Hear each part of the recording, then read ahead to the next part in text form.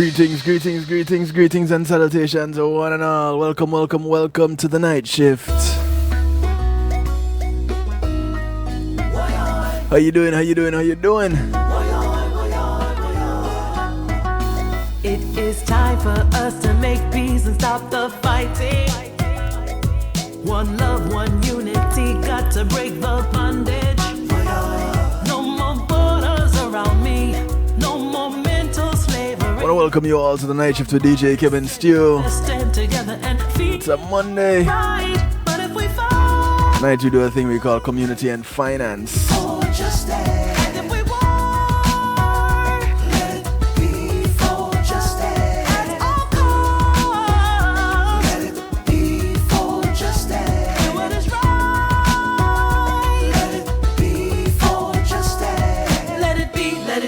Justice, let it be for justice. No matter what it costs, let it be for justice. Let it be for justice. Inequity, disparities, and violence, oppression, racism. No, I won't be silent. No more barriers. I want to say big ups to those who are locked in right now.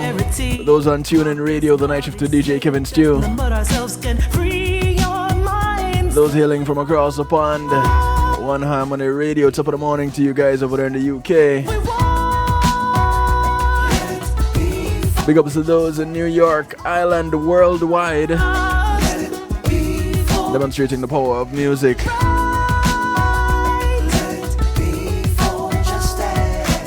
Much love to those in New Jersey, NIE Radio. If you're hailing out of Texas, justice, let it be. On WGLRO, home of the Donny Walker Morning Show, the People Station taking you from the sheets to the streets. The people are from royalty. Big ups to those who are locked in on the Foundation Radio Network, ClintonLindsay.com. Keep the culture, be united, stop the violence. Put the power in ourselves, create the franchise. And welcome back so sick of these to Reggae Global Radio TV, which is interesting because Reggae Global is a new Reggae Global Radio TV.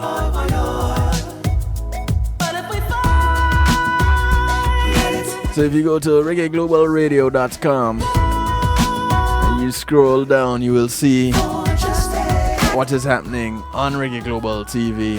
But also if you check the menu and you go to Reggae Global TV, you will also be able to interact via the Reggae Global Radio TV chat room. Let it be for justice. Those of you who are locked in on Facebook Live, welcome. Let it be for justice. Let it be for justice. Let it be for justice. No matter what it costs, let it be for. Playing in the background, a track by China Nicole. It's called Let It Be for Justice. More barriers for we will thrive prosperity.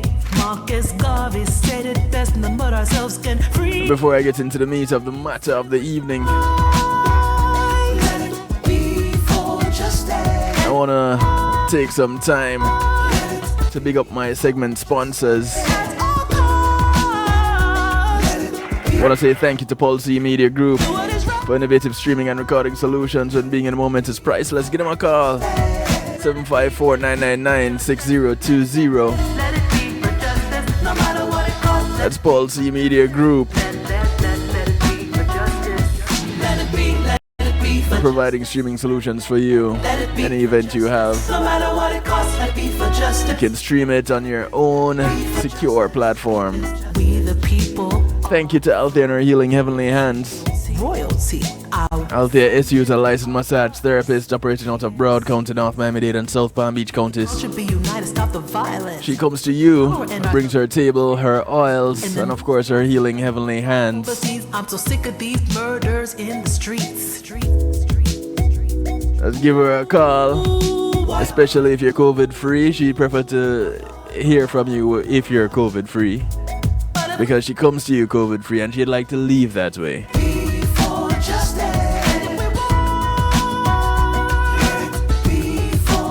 Give her a call, 954-655-9000. or email her at thealater@att.net. That's THEALATER at att.net. Can't see. Keep the culture, be united, stop the violence. Put the power in our. Thank you to Reggae Global Entertainment. In the news last week, another bomb overseas. I'm so sick of these murders. Reggae Global will take care of your bookings, handle your tour management, take care of your legal contracts, copyrights, publishing, trademarks, legal service referrals, music production, marketing and promotion, and much more. Give them a call.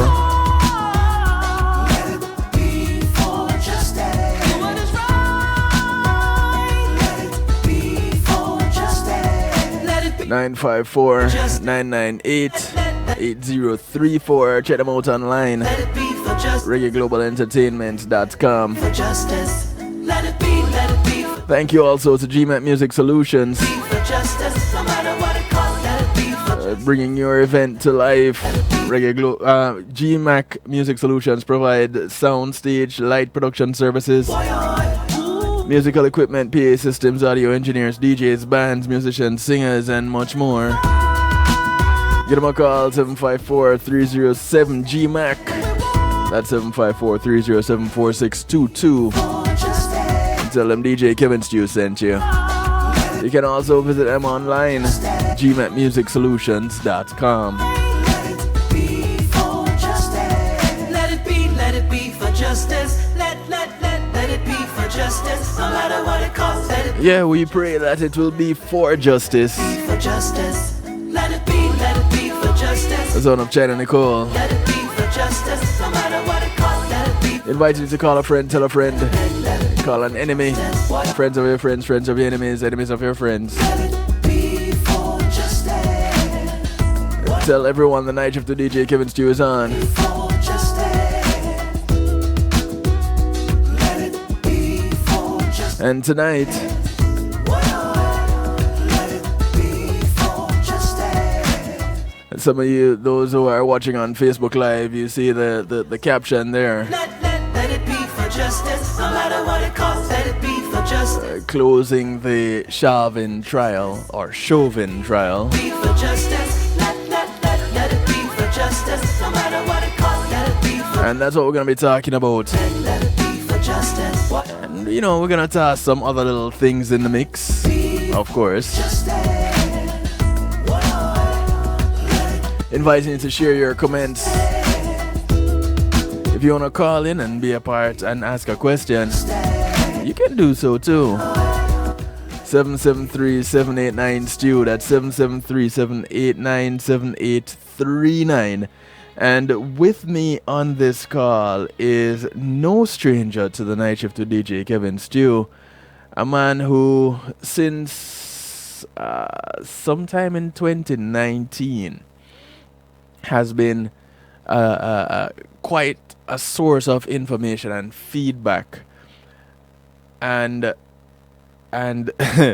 when I tell you, whenever we get on the phone, it's usually hours on end.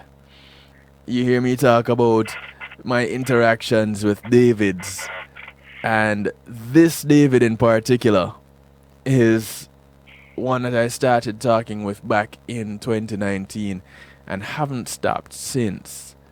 And we've touched on some really hard-pressing discussions and topics, mainly those of the wrongfully incarcerated, specifically speaking of Rodney Reed in the murder of Stacey Stites. And we've been talking about that since 2019 on kevinstew.com, the night shift to DJ Kevin Stew. And tonight, well, actually, before I even get to tonight, last year, June 2020, I did a broadcast entitled Who Killed George Floyd? And David was right there with me, presenting some information, some telling information. And we thought, you know, when this thing gets to trial, whomever it is that will end up on trial, some of this information would prove quite telling. only to get to this point where some of the information was not even mentioned at all.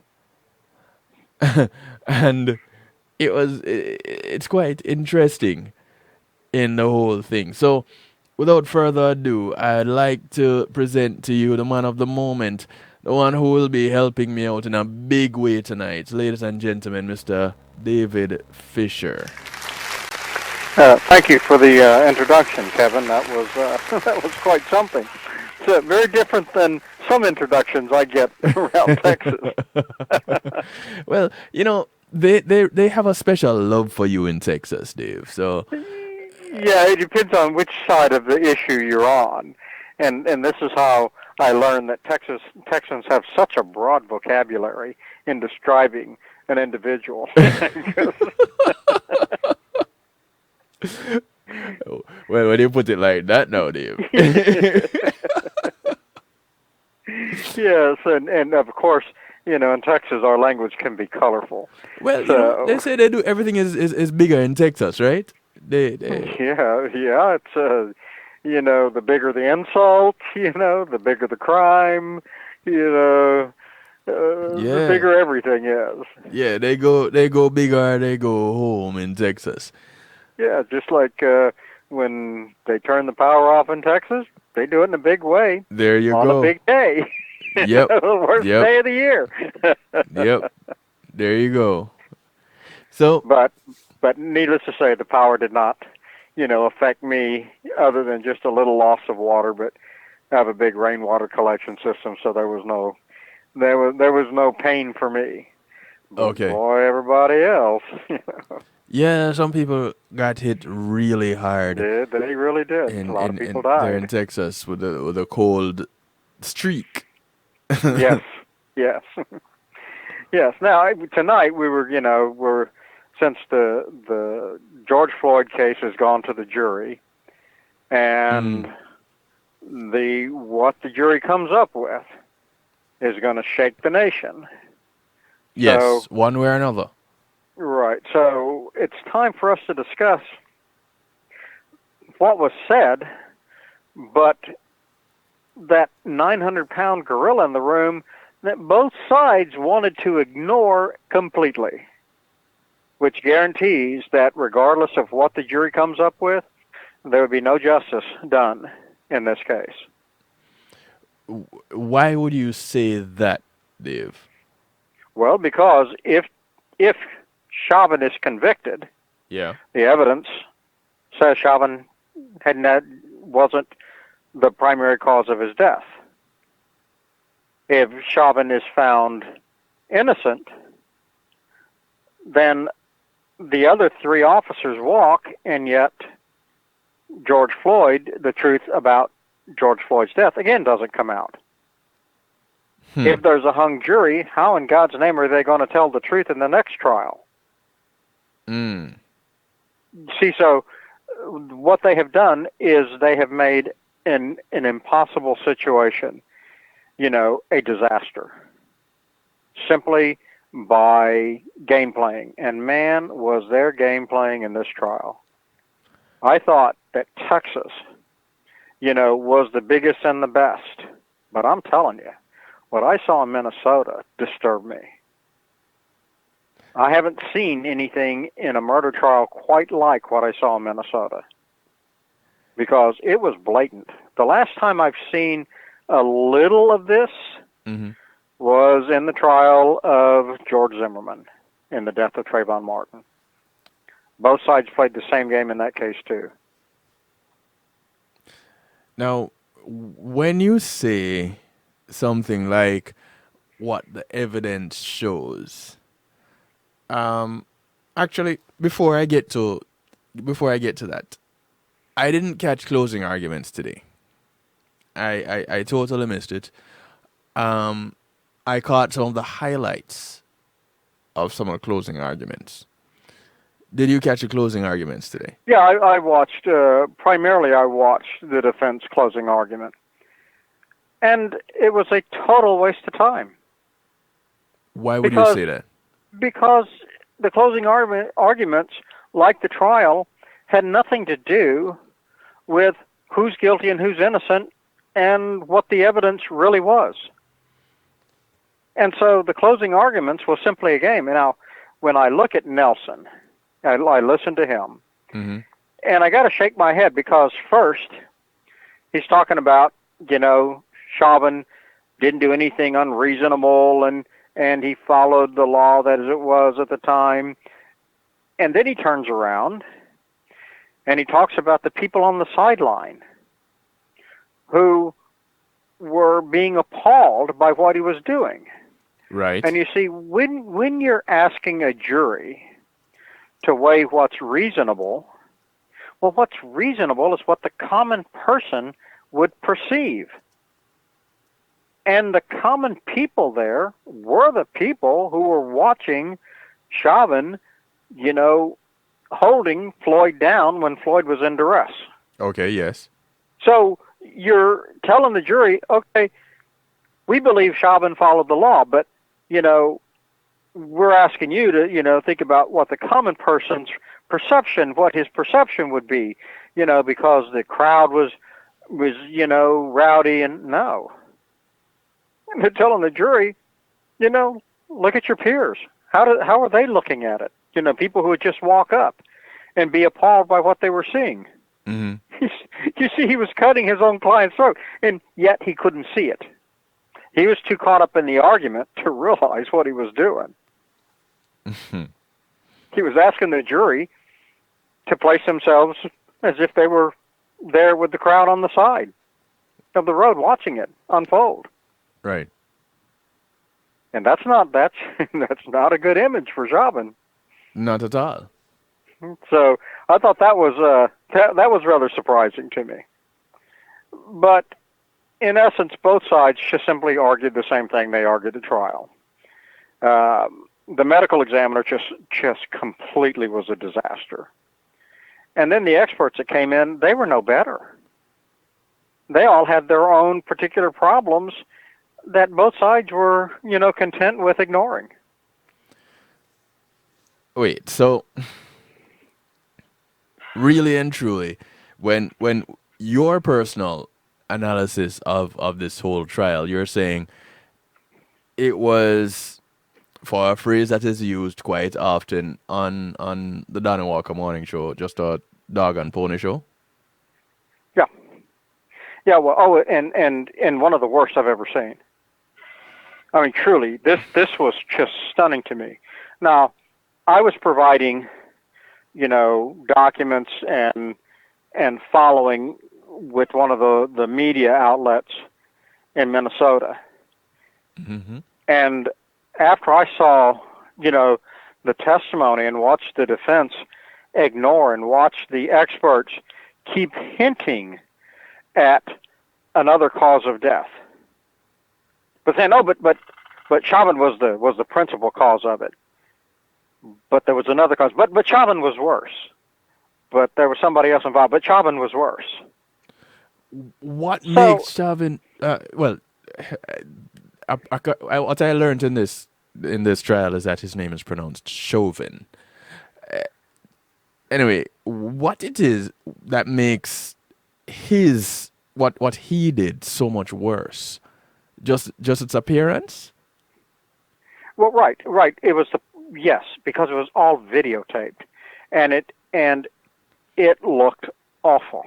It truly looked awful. Mm-hmm. And his attitude magnified it, multiple times. And I see what he was doing, and it tells me what kind of person he is. And of course, in Texas, we don't pronounce things like anybody else does. Y'all know that, right? So if we're going to have to do this, Chauvin. But I don't see no show in the spelling of his name. I see a lot of shop. Hey, listen. Like I'm not questioning. And yeah, right, okay. So, but here's what we have. Mm. From what I see, and so I can explain what I do. I look at the facts as they are.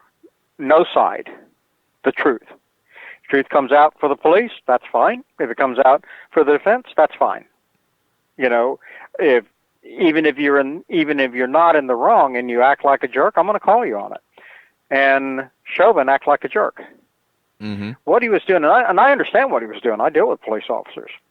What he was doing, he knew that the amount of pressure he had on Floyd's neck was nothing.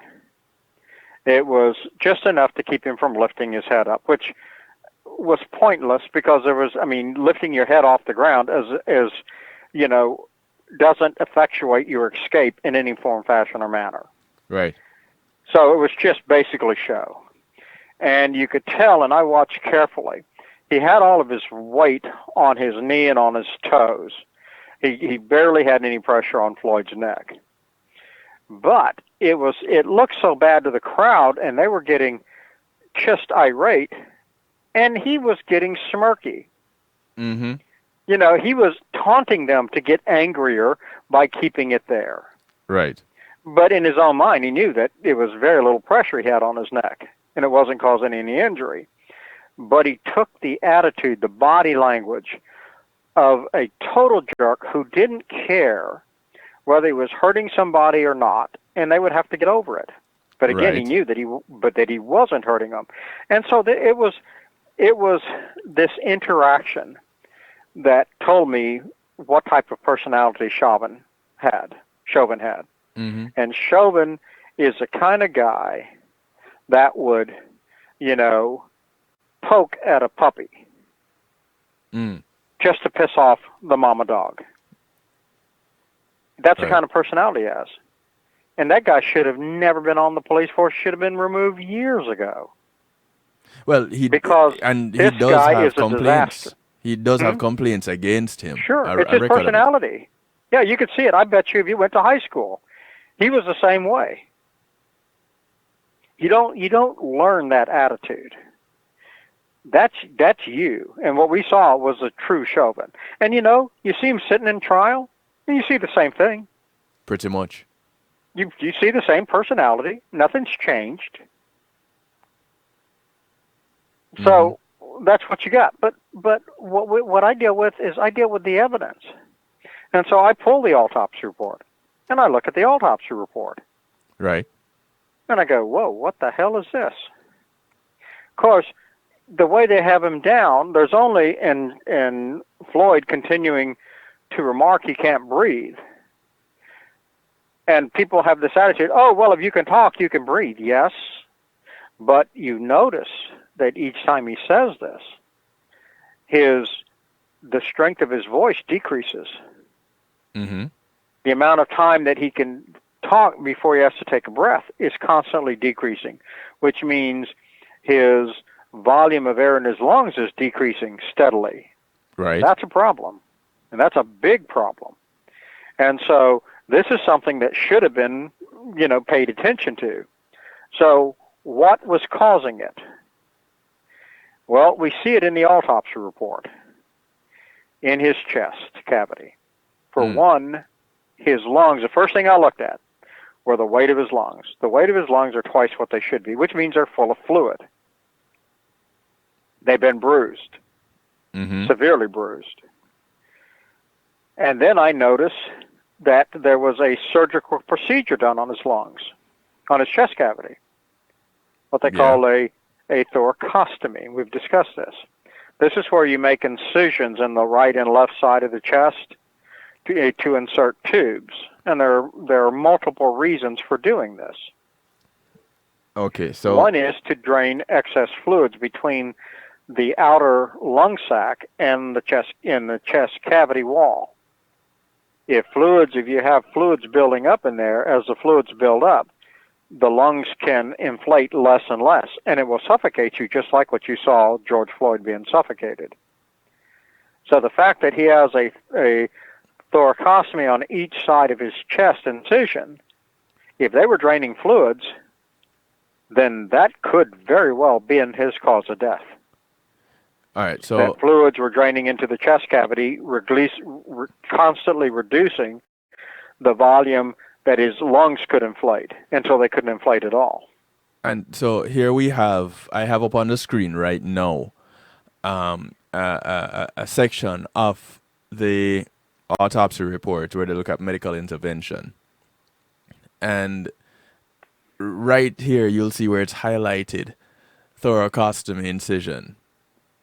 3.6 centimeters maximum dimension, somewhat ragged and V-shaped.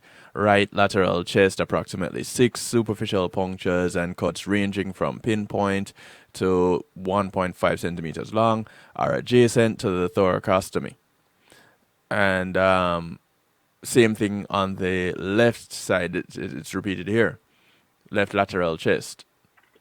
So you have the right lateral chest, you have the left lateral chest. Okay, now what this... Same thing. So now what this... Go ahead. I was just going to ask, what's the importance of this right here? Okay, there are two things that are important. One, that this procedure was done, and it doesn't address when was it done. I mean, who did it? Was it done at the hospital? Was it done in the field? Who did it, and when? Mm-hmm. And then why? And it's not addressed. And through the whole trial, everybody ignored it like the plague. So here's what it tells us. When the medical examiner says the incisions are ragged, mm-hmm. that's an indication they were not done at the hospital with a scalpel, with a razor-sharp instrument, mm-hmm. which suggests it was done in the field by EMS, and it was done with a knife, a less sharp instrument. So this was a triage that you would see in a military situation where you're treating somebody in the field to stabilize them before you take them to the hospital. Mm-hmm. That's a big deal if that's when it was done. Okay. Because what are the qualifications of these guys to do this, and why did they do it?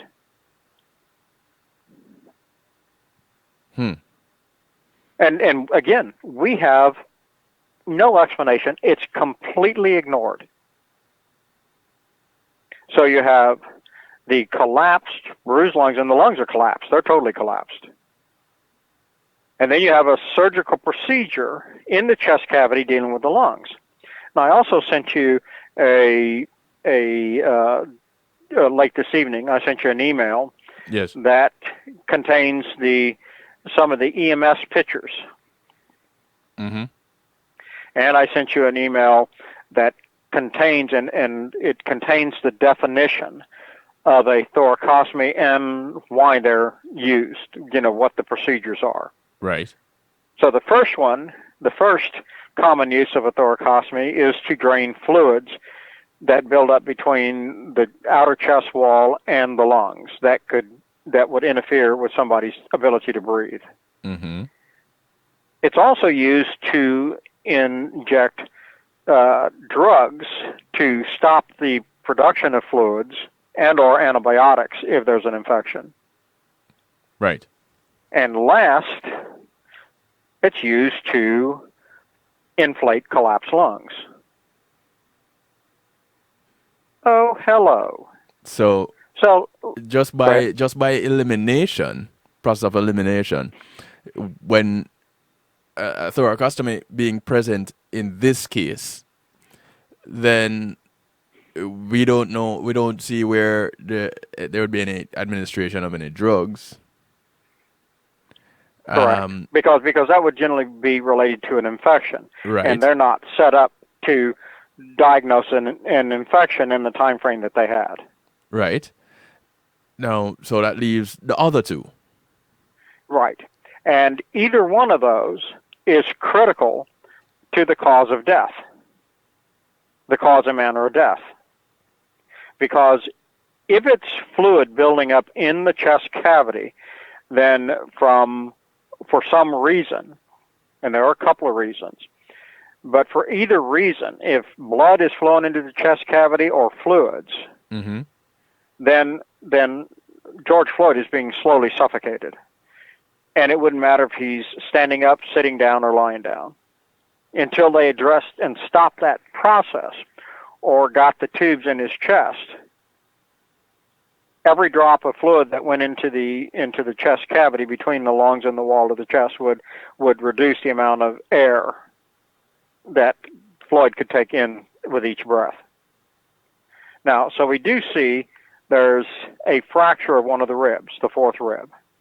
Mm-hmm. Now, they suggest that it was caused during, the cardiopulmonary resuscitation. Doing CPR. chest compressions. Right. But you see, when a medical examiner ignores something like this and won't address it, then you can't take anything he says as fact. It's all suspicious. If I have a fractured rib, the first thing I'm going to think is, okay, if he's lied once, he'll lie again. And if this is a compound fracture of the rib, maybe when they took him down or some blow was administered that we didn't see, and the rib perforated the inner chest cavity, so he's bleeding into the chest cavity. And that would kill him. It would suffocate him. About over the same period of time as what we see. Whether he's on the ground, sitting up, standing up, he's going to drown because his lung cavity outside the lungs is going to fill up with blood. And his lungs can't inflate, and it doesn't take a lot. There's not a lot of room in there. It doesn't take very much blood at all, or fluids. So we know how Floyd slowly became less and less able to breathe, and this is one of the injuries that could cause it. Now, what's the other reason? Well, in this thoracostomy, one of the reasons is, and as it says here, I pulled it out of the medical dictionary, it says thoracostomies may be performed to treat a pneumothorax, also known as collapsed lung. Mm-hmm. So, now we go to the medical examiners. Now, especially that lady medical examiner that testifies, oh, I paid my own airfare here, I'm paying my own hotel stay. Right. I'm not being paid for my testimony. I just believe that I may have something to offer in explaining to the jury, the cause and manner of death. Mm-hmm. And I'm listening to this lady, and I'm going, I've already done some background, and I'm going, you are a liar. You have a dog to hunt in this. This is why you're here. You're not here as a good Samaritan. You're the medical examiner who trained Andrew Baker, the medical examiner who screwed up George Floyd's autopsy. Mm. And you worked with him, and you know that he's a disaster. And to save your reputation, you've got to you feel like you've got to be the one to do all the explanations and kind of lead Andrew Baker's testimony. So she was dishonest that she didn't disclose this. So what brought you to that conclusion?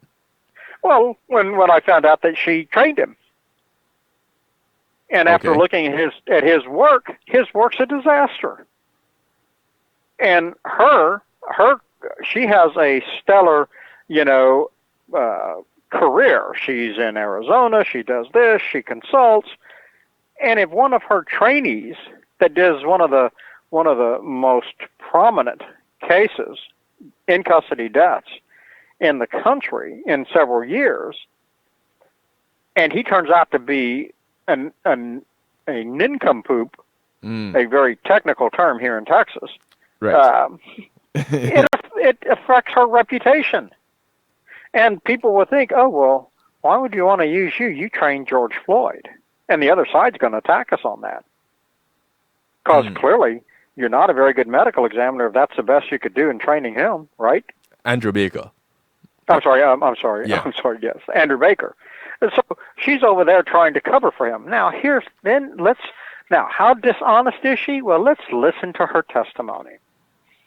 She talks about George Floyd and his death being caused by, subdual, actions, meaning, that the police officers subduing Floyd and having him on the ground. Mm-hmm. And she says the three officers are complicit. You've got the officer on his feet. You've got the officer with his knee in his back. Ding, ding, ding, ding, ding, ding. Wait a minute. That's right there where his lungs are collapsed, isn't it? And then you have Chauvin with his knee on the neck, and she always comes in and says the primary, the person who primarily caused his death. Wait a minute. Right. The guy, his lungs are collapsed. They had to do, a thoracostomy. They won't address it in the autopsy report. Right. And you say that this middle officer, the one with the knee in the back, is complicit in George Floyd's death, but not as much as Chauvin's. And right now, wait a damn minute. Right now, I have on screen the picture from the opposite side, the lesser seen picture, the one with the 3 officers on George Floyd, one on his legs, one on his back, and one on his neck, and then the other one standing, looking on. For those that are listening, guy, and looking not watching. Like, what am I doing here? Right. So, just a quick reminder for those who are just tuning in on any of the radio sides, you can see some of this information that I'm showing on Facebook Live, on DJ Kevin Stew on Facebook Live, or you can go to reggaeglobalradio.com and scroll down to the TV, or check the menu and go to Reggae Global TV. So, and this is live. And with me tonight is consultant extraordinaire David Fisher. And we are looking at closing out this Derek Chauvin trial. And some of the things that we didn't really hear mentioned, and some of the things that we did hear mentioned, and how they can play a role into what is happening in this case and what will probably happen when at the end of deliberations. So, going back to what this medical examiner is saying, David, she keeps talking about the primary. Let me put the picture up again. And the primary she's referring to here is Chauvin. Correct. She mentions the other officer repeatedly in her testimony, but as soon as she says the officer with the knee, then she jumps and emphasizes. Her voice changes and she emphasizes Chauvin's knee on the neck. Right. And you see, this is disingenuous. And she never mentions his chest injury, his collapsed lungs, his thoracostomy, his fractured rib, and his sternum. And with that, immediately, to me, okay, that's it. You have hung yourself. You are a state's witness. You came here not to explain something to the jury. You came here to manipulate the jury. That's the only conclusion you can draw, because she's dishonest.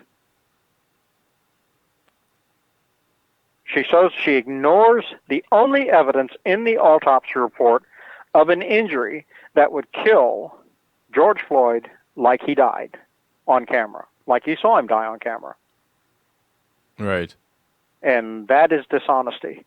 And what makes it worse is for Chauvin's attorney to ignore it too.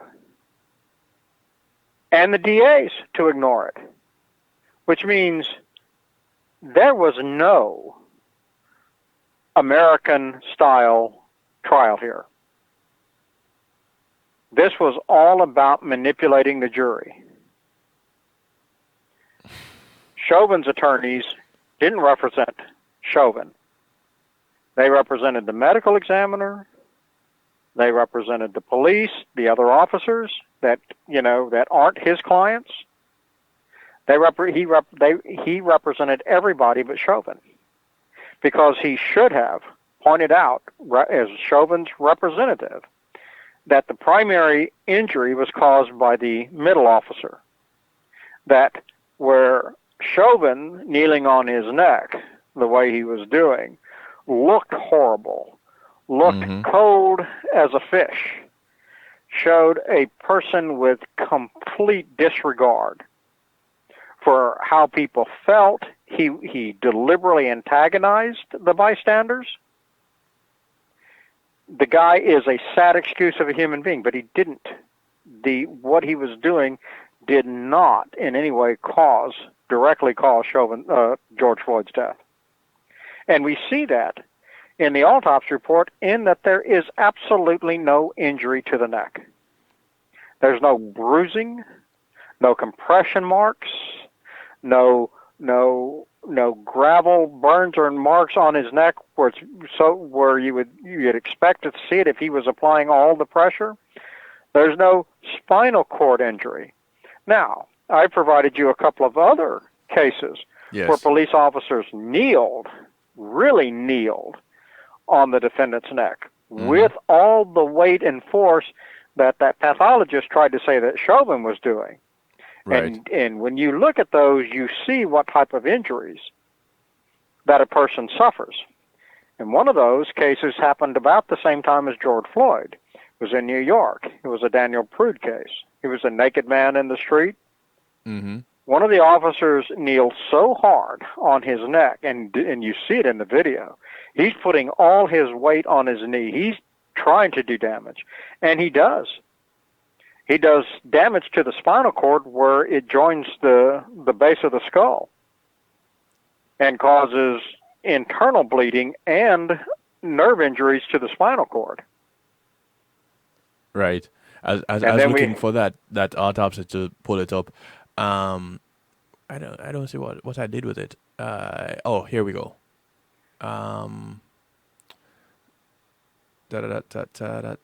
Right. I was trying to find that bit of information in the autopsy here.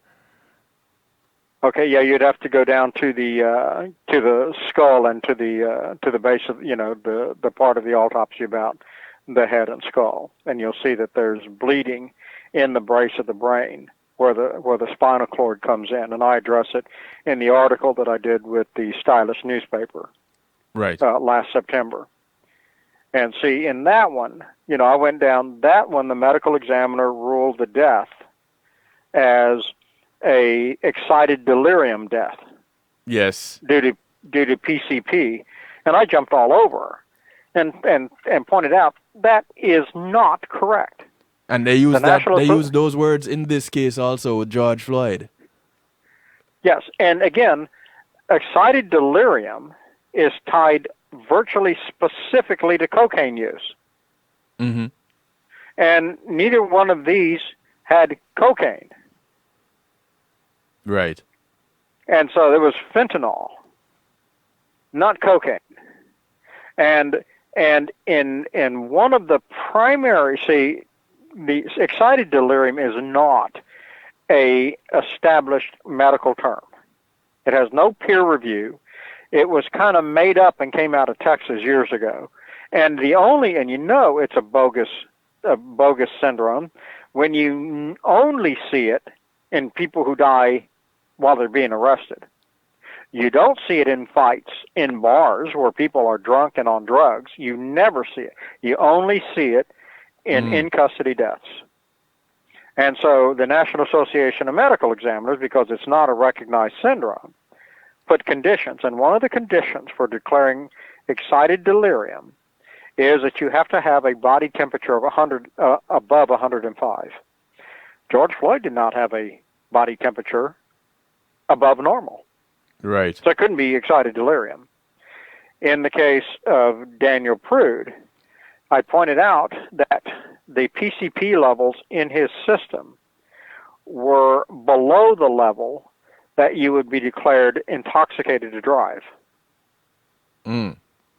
And he had just been taken to the hospital by the police, and the hospital released him. That is true. And the PCP levels were collected at the hospital when they released him. So it's confirmed that his levels are very, very, very low. And again, it's not cocaine, and there's never been a case of excited delirium on PCP. But then it doesn't fit any of the parameters that are required by the National Association of Medical Examiners. But with Daniel Prude, though, there's a call by the family members to the police for help because he is acting irrational and, Well, he has jumping mental down the issues. stairs head first into the Yes, concrete, into the has pavement, he stuff has like that. mental issues. Right. We know that, and that was a mental health call. Right. But the hospital didn't want the cost, and so they just released him. Now another thing, he's naked in the streets. In And March in upstate New York. And it's snowing. It's cold. It's in the low 30s. Right. And he's naked. Medical examiner doesn't even address it. I had to go and find a Texas case where in a car wreck, a woman with her baby left the car. It was off in the country, nobody around, and it was a cold night, and she suffered hypothermia, and she took off all of her clothes, just like Prude. But the medical examiner in Texas points out that this is rare in Texas, but it's common in colder states. Part of the effects of hypothermia, when you really get dangerously cold, Mm-hmm. your body misinterprets it that you are burning up, with heat. And so you take your clothes off to cool off, which is the end stage of hypothermia. Medical examiner didn't even address it. Mm. Because that would explain why he was naked. Right. And nobody took his body temperature. Nobody checked. I also pointed out that in the case of Daniel Prude, he had an officer applying all of his weight on his skull on the side of his head against the cement, and you see it against the street, and you see it in the video. Mm-hmm. I've never seen anything like it. Mm-hmm. I mean, this guy is trying to put every bit of pressure on, and of course, he has a brain injury on that side of the head, and which tells me that the weight is such that it's causing the sutures to separate. His skull is cracking. Then you have the second officer with his knee in the back of his neck so hard that it's causing a transverse injury to the spinal column where it goes into the brain, and he's got bleeding on the brain there. Right. And then he's got an officer with his knee in the back. Mm-hmm. And this one is applying his weight, so it's not only obstructing Prude's ability to breathe, like Floyd. George Floyd, yes. But the weight is on his heart. He's applying a lot of weight, and so once the air goes out of the lungs, the weight is on the heart, and the heart can't beat right. What it does is the heart, when it beats, the strong side push blood into the brain. The weak side, because it's got pressure on it, can't suck the blood out. And so with every heartbeat, the blood pressure in the base of the skull increases, pushing the brain and compressing it against the outer skull. And this is normally, you see brain death from swelling of the brain after you have a head injury 3-5 hours later. Yes. The brain is swollen to the point that it cuts off blood flow to the brain and the brain dies. Mm-hmm. Well, on compression suffocation, within 20 seconds, the heart has pumped so much blood into the brain that it compresses it, and it kills the brain. Now, what do you see? What do you see in an autopsy? You see the noodling part of the brain that everybody's familiar with. Mm-hmm. It's flat against the skull, and the brain shows severe swelling. That means a great deal of pressure was put on the back. And when the air went out of the lungs, the weight was on the heart, and the heart couldn't beat right, and that death is fast. And so in the article, I point out that Daniel Prude, he would have died from either one of the untreated brain injuries hours later. But it's that guy on his back that killed him within 20 seconds. And of course, the medical examiner didn't take brain slides or specimens, which, I pointed out was to make it impossible for anybody to challenge her. And the Right. National Association of Medical Examiners that the paper went to confirmed that you have to. Additionally, they kept Prude on life support for several days. And I pointed out there was just one reason for that. They donated his liver. They had to wait until his body had purged all the PCP. And then they could donate the liver. Also, in this week on life support, injuries were being healed. Right. So when you declare him dead at that point, no, it eliminates some of the questions that could get asked. It covers up the true causes and manners of death. And see now, because the hospital took no additional blood samples or drug tests or anything. The only thing we have to go on is the samples that were collected when the police first took him to the hospital, and they ran toxicology on him and they released him. So, and an hour or so later, they're back. They've got him down and they kill him. But while he's in the hospital, brain dead, the medical examiner doesn't ask them to take, toxicology. She doesn't require any of it. It is the typical medical examiner working for the state, protecting the police. And of course, what happened last Friday? This last Friday? The grand jury no bill to the 3 officers. They did what? All because of the medical examiner's bogus autopsy. In the Daniel Prude case? Yep.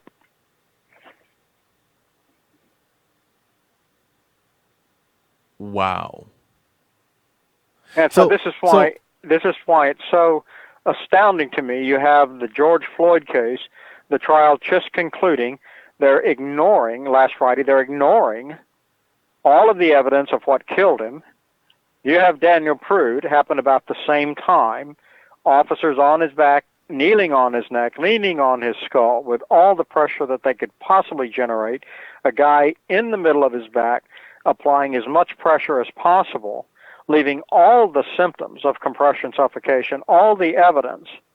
And the medical examiner says, excited delirium. So, all right. Connecting the dots of Daniel Prude to George Floyd, when you compare and contrast, first off, what we're not seeing is some of this spinal cord injury that was there with Daniel Prude that's not there with George Floyd. Correct. With George Floyd, there's no injury. There's no damage, bruising, to the neck, no scrapes, no scratches, no nothing. Nothing to imply that there was any real weight placed on his neck. And he's on the back of his neck to the top of his neck.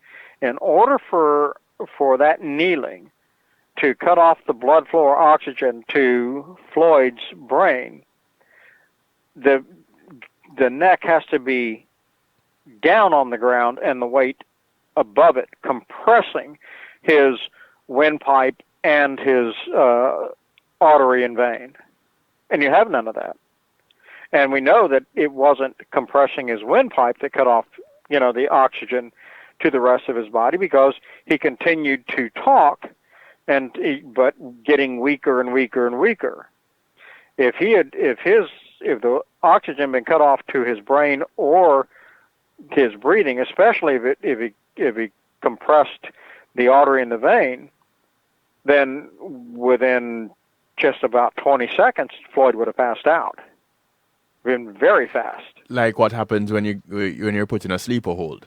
That's exactly right, because it does exactly the same thing, and we don't have that. So Chauvin's kneeling didn't affect the blood flow to the brain, and it didn't affect the oxygen. The only injury we have in the autopsy report that matches how we see George Floyd die is the injury to his chest. Which, again, the Chauvin's defense team didn't point any attention to. No, they were defending Nelson, the attorney, in my opinion, was defending all of the officers simultaneously and protecting the medical examiner by not drawing this to the attention and then attacking the medical examiner being incompetent or corrupt, working for the state, or both. And I think the both is what comes into play here. Because when you get the medical examiner on the stand, he says the most incredibly stupid thing I have ever heard any expert say in my life, on the stand or off. That being when they asked Andrew Baker, did you view the video that was shot during, the arrest? Mm-hmm. And Andrew Baker goes, oh no, I didn't view that before I did the autopsy because I didn't want that to bias my opinion. And I'm like, what? Mm-hmm. Jack, you're a doctor. Right. You're the medical examiner. You are the investigator. How in God's name can you do an autopsy without first viewing? Because let's just take this in segments. Let's just say that Andrew Baker didn't look at the video shot at all because he didn't want it to bias his independent autopsy. Findings, yes. Well, if that were the case, then he would have never come to Chauvin being, somebody kneeling on his neck causing his death because there's no injury. There's no evidence. In his autopsy, without seeing the video or somebody telling him, he'd have never known because there's no evidence of injury to his neck at all. Right. So everything that his conclusions should really be pointing to anything that he has found in the chest cavity. Yes, only the actual physical evidence, and of course we have it, except for everybody ignores it because it is what they call an inconvenient truth. The guy who looks like Satan's son only looks like Satan's son. It's the other guy that's killing him. It's the sleight of hand. It's like the pea in the shell game. Yeah. You're watching the shells and you're not watching the hand. And that's exactly what we have going on in the George Floyd case. You're watching the guy who's obvious and you're not looking at the evidence. What's not obvious. Mm-hmm. But the medical examiners all see it. So they commented, even Andrew Baker comments in his testimony about the knee in the back. And it was mentioned in the closing arguments.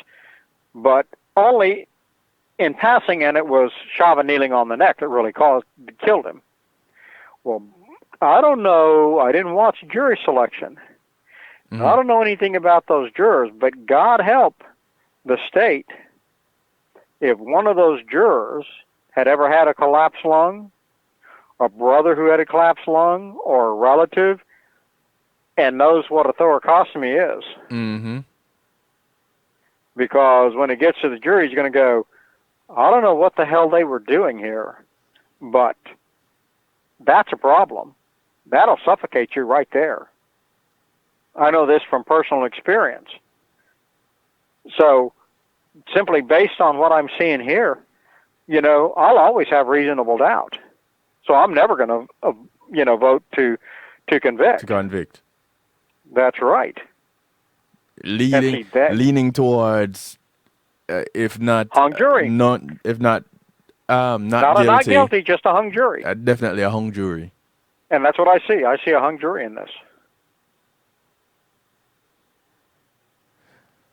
Because if you have, again, I don't know the background, we need that guy, that program Bull, who investigates all the jurors. Mm-hmm. And I need to see his file on all the jurors to know their background, to be able to anticipate, if anybody caught this subtle testimony of diversion, of, yes, it was a, subdural arrest, and all officers was involved, and the one with the knee in the back, but Chauvin is worse.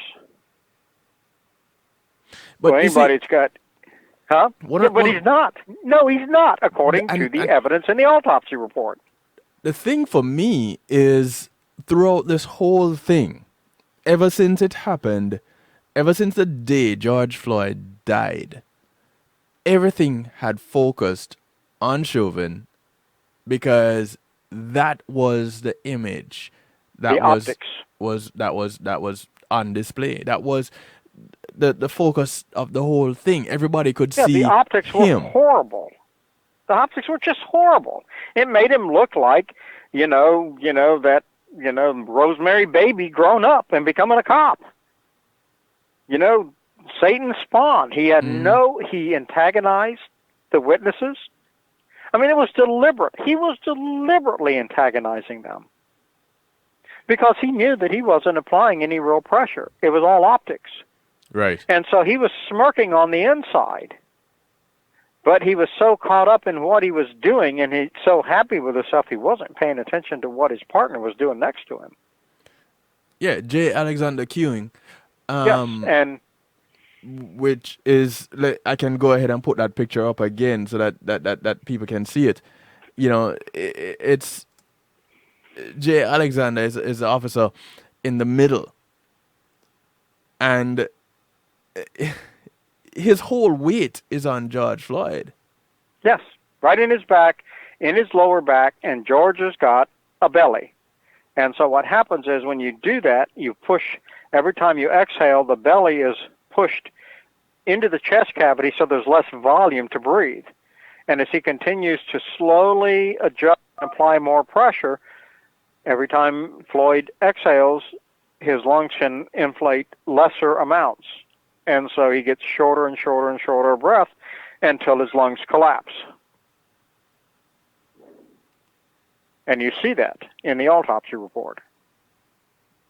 Now, you also have the EMS testimony. Now, the EMS is just ridiculous. The EMS guy gets there, he says, yeah, we got there and we assessed the scene. No, that's not your job. Assessing the scene is for law enforcement. That's a cop talking right there. Yes. You jump on the floor, you jump on the ground and immediately start administering life-saving CPR and medical treatment. You don't worry about the crowd. That is the police business. But he assesses the situation, talks to his partner, checks Floyd's pulse, notices that Floyd wasn't breathing since they arrived. While he's assessing, he's not breathing. He's not breathing while he takes his pulse. He takes the pulse, talks to his partner, reassesses, and this is going on for 3 or 4 minutes. Mm-hmm. And then they decide, it's just too dangerous, so they're going to load him up in the ambulance and take him to a more secure location. Right. Now, he testifies that his partner is driving and he's in the back treating Floyd until they get to the new location. That could take 5, 7, 8 minutes. Mm-hmm. And then his partner gets in the back and helps him with stabilizing Floyd. Okay, well, they played a video for the jury, and I froze several of those frames that tell you the real story. Yep. And I sent those to you. I have them up right now. Yeah, now you go down to the inside of the ambulance. Yep. The top picture shows, both EMTs in the back of the ambulance, which means they've already driven to where they're going and stopped, and now they're working together. Mm-hmm. The top picture shows that they haven't even put the intubation tube into his lungs. Right. So this whole drive, he's been without oxygen. Mm-hmm. And we know that he was he wasn't breathing for about 3 minutes before the EMTs arrived. They spent all their time assessing the situation and providing no medical care. So now he's been not breathing for about 6 minutes. They throw him in the ambulance. There's nothing, I don't see any indication that they intubated him in the drive over, but I see him getting ready to put the tube. The first 2 pictures show him preparing to put the tube in his mouth, and then they're putting it in his mouth. They have him under the CPR compression unit. That's what those 2 arms that stick up beside his chest. Yes. And the dark gray is a pump that it pounds your chest to mimic CPR. Mm-hmm. But if you're not breathing, you can keep the blood pressure and keep the blood flowing, but you're not getting any oxygen, and so you're still brain dead. So now, with just a simple extrapolation of the time it would have taken, Floyd has not taken a breath in over 10 minutes. Mm-hmm. You're never going to revive him to any sort of recovery. You might be lucky and get the heart to start beating again, but they never even were able to do that. You also notice there's no thoracostomy here at this time. This is true.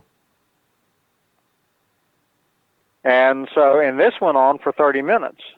So is it that after, all of this pounding of this machine on his chest, that this is what broke the rib and started the bleeding into the chest cavity that they tried to hide with the thoracostomy?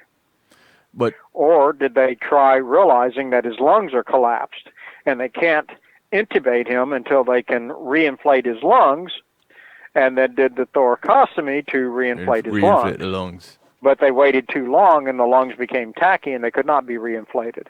Because what you do is you inflate the chest cavity first. You use those tubes to put positive air pressure and blow the chest up. And then you apply positive air pressure to his nose and mouth and blow the lungs up in the airspace, and the tubes allow the air that you use to expand the chest cavity. Mm-hmm. Then the tubes, as the lungs are inflated, pushes the air out those tubes. You pull the tube out, you put a tape over each, hole, and now you've got suction like a billow again, and you can breathe. Mm. But they waited too long to do it, and then they couldn't get his lungs inflated. And without ever getting his lungs inflated, you're never going to start the heart again because the blood doesn't have enough oxygen. So when that emergency room doctor was testifying about there being electrical impulses in the heart, sporadic, yes. How does that come into play now? Okay. Because that I caught that bit of testimony. I was like, huh. So what were they saying here that they were doing? So they continued with this to say that he was dead, but not clinically dead. What was going on here? Well, that confused me. I looked at this guy's testimony and go, what the hell is this? So what I did is I immediately went online and went to the Minnesota Medical Board's website and looked to see if this guy had a medical license, and found that he doesn't. He's a resident. So this was a teaching. Floyd's body was being used as a teaching cadaver for this resident. Who acknowledged that Floyd hadn't taken a breath or his heart beat on its own for at least half an hour when his body arrived at the hospital. So he's totally brain dead. Right. So now he, as a resident, is under the supervision of a medical doctor there in the emergency room. The emergency room doctor would never have touched Floyd's body because he knows the liability, because Floyd is dead. And you start messing with his body knowing he's dead, and you're tampering with evidence. It's a criminal offense, even in Minnesota. Mm. So the medical doctor wouldn't touch him, but he'll let the resident, who doesn't have a brain in his head, obviously, to spend another half hour trying to get his heart to start beating. Why? For what purpose? Well, there's only one purpose. So you can pronounce him dead at the hospital instead of at the crime scene where he was dead. Because in the United States, you're not dead until your heart stops beating. If you can revive the heart and get it beating for 10 or 15 minutes, and then it stops, well, you declare the death then. And you've hidden the fact that he actually died at the crime scene with the officers holding him down. See the difference? Now, the heart, like most other organs in the body, are not dependent on oxygen within 3 minutes like the brain is, or you suffer permanent, irreversible damage. Mm-hmm. This is why hearts and livers and kidneys can be transplanted, because they can go a very long time without oxygen, without suffering any, death to the muscle tissue. So Right. you're going to get, because the heart's alive, you're going to get sporadic electrical impulses from the heart, because it's still alive. All they were trying to do was to get that heart to beat for a couple of minutes on its own so they could declare the death at the hospital. That's the sole purpose, which is tampering.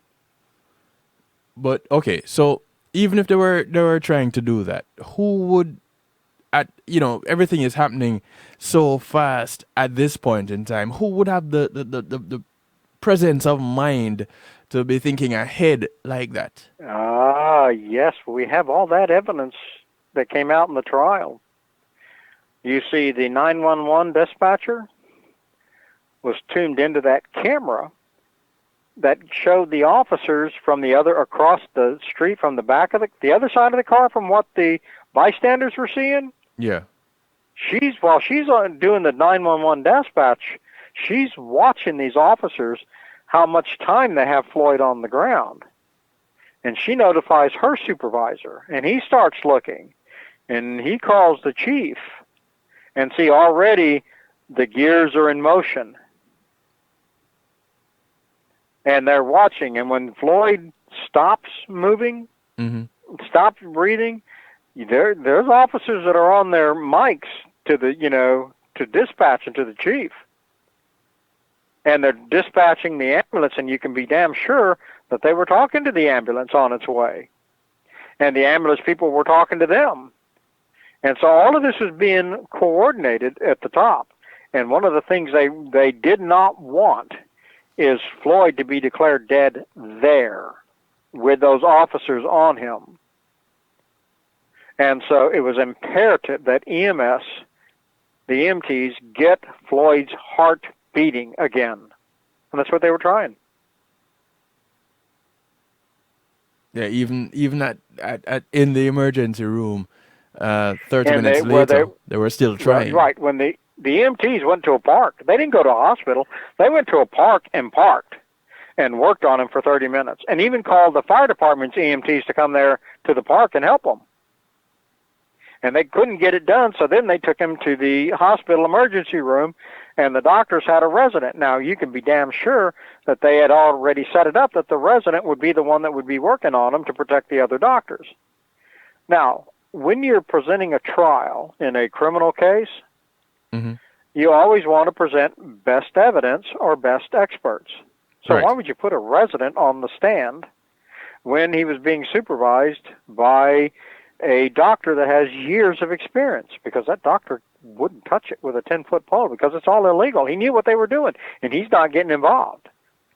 So the resident, it was predetermined that a resident, in my opinion, from what I see, they had lots of time to plan this out because each stage took a lot of time. 30 minutes in the ambulance. Well, what do you think they're doing?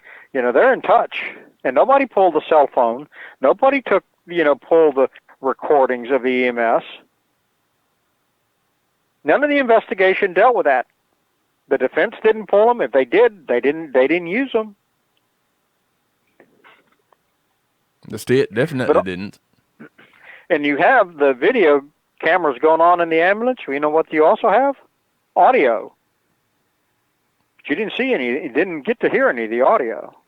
And simply the video. When I saw the video, I thought, oh crap, that nails the hell out of the EMTs, because it shows that they didn't intubate him immediately at the scene. They just drove off with his body, unintubated. Right. No oxygen.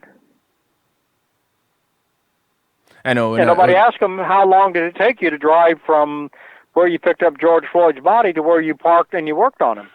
Oh, about 10 minutes. Oh, really? And you didn't even have him intubated? Are you kidding me? Yeah, because even you watch TV and there's a case where someone might have stopped breathing. You see them with that little pump, that that little hand, manual pump. Put that mask over the face, hold it down with one hand, and squeeze the bulb. And they're pumping air into that body. And you see none of that. And you see this is and see that's telling. But what is even worse and shows the total travesty of that criminal justice system in Minnesota. It is awful. It is worse than you would see in Russia or China or Venezuela, or any third world corrupt country with a corrupt legal system. What you saw was on that level. And what is so scary is, notice how nobody said a word? It's going out over national TV, played live. Not one defense attorney, not one law professor, not one physician, not one medical examiner said, "What the hell is this? Is this what the criminal justice system in the United States has devolved into? This is injustice. This is like going, down on Broadway and watching a play. All of this is play acting." And that's what they put on, a dog and pony show for the public, and the public bid it and took it. So now we're heading towards, we're now into deliberations by this jury on a case that is so presented that they can't so corruptly presented. By both sides. So, all right. So, and to finish that thought, so that they can't come to any other conclusion but, this is hung. I see it as a hung jury. But you definitely don't see them saying, he is guilty on any of the charges. I could see that, that it's possible that what I see is a hung jury on the third degree and second degree murders. It's possible they could find him guilty on a hung, on a manslaughter charge. And that's just, saying. But manslaughter is that's a 10-year charge. Up to. It can be probation up to 10 years.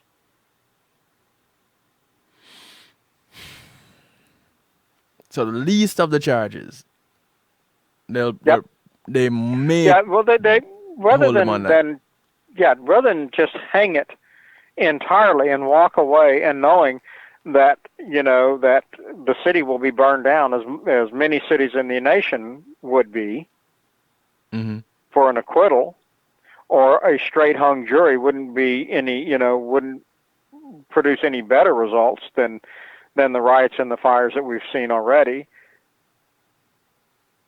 So they'd go with the most minimal charge that they could, and it still wouldn't save anything, because you saw Maxine Waters yesterday, didn't you? No, she's out calling for protests, and yes, and see, this is no different than what they're saying that Trump did to the Capitol. It is just nuts. And I'm just going, okay, why do I care?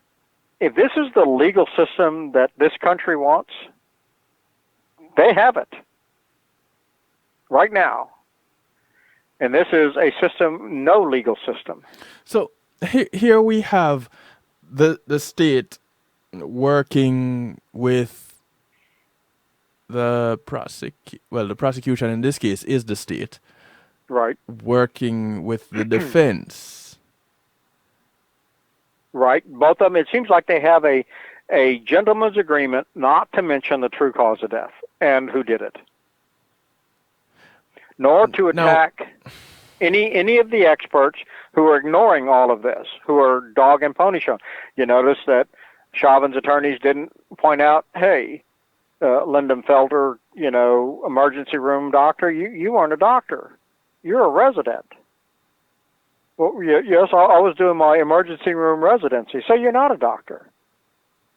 Are you a doctor now? Because I couldn't find his license, while he was testifying, which says he's either still in a residency program or he's left the state and has a doctorate, a medical degree or a license in another state, and which is relevant. But while he was doing this, he was not a doctor. He was a resident. So I'd say, well, who was the doctor that was supervising you? Huh? Well, who was the doctor who was supervising you? We want to call him as a witness. We want the guy who has the experience.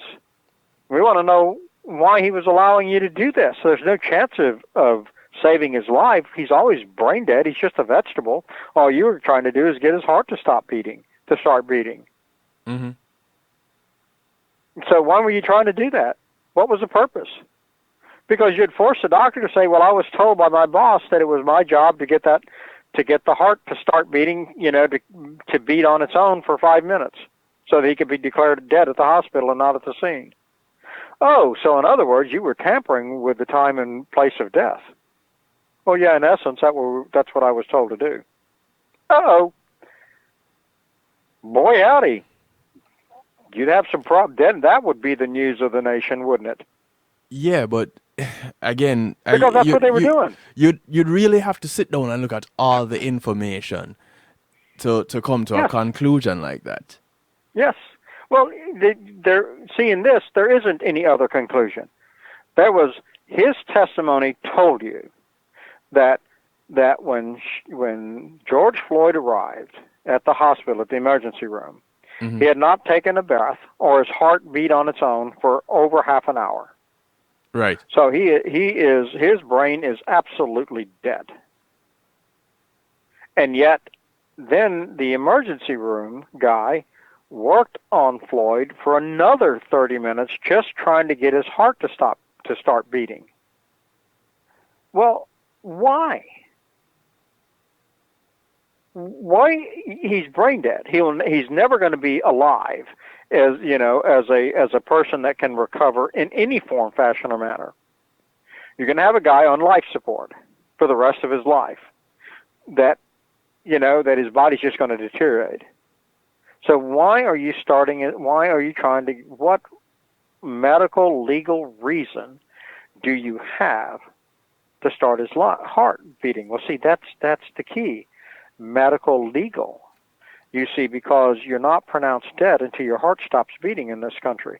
So if they can get that heart to stop beating on its own for 5 minutes, when it stops, they'll declare him dead then. Which is, again, and it erases everything that. This though comes back to cause of death being cardiac arrhythmia. Right, and see, that's the trick. All deaths in the United States, whether you're stabbed, strangled, poisoned, fell off a building. Yes, trampled by, 1,000 buffalo or dinosaurs, or bit by a shark. You're not dead until your heart stops beating. And so the trick diagnosis is the medical examiner says death to cardiac arrhythmia or one of the other cardiac analogies. And everybody thinks, oh, they had a heart attack. No, they didn't. That's cause of death. Medical examiners are determined manner of death. We know that all causes of death are cardiac arrhythmia unless you're vaporized by an atom bomb. Right. And then your heart never stopped beating because everything, was vaporized instantaneously in a flash. So the manner of death is what caused the injury that led to the heart stop beating. And that's what the criminal justice system is after. Were you stabbed and you bled to death and it caused your heart to stop beating? Cause a cardiac arrhythmia. Well, the stabbing is the manner of death. It's the criminal offense. Mm-hmm. But you see, they didn't give you a criminal offense in George Floyd's case. The medical examiner says, oh, he's got an enlarged heart, he's got heart disease, he's got drugs in his system. Right. Everything in the world, but but the injury that caused him to stop breathing, that caused then no oxygen to his brain, that then caused his heart to stop beating. They ignored it. Now, So, as sick as all this stuff is, we've got to throw the other side of this.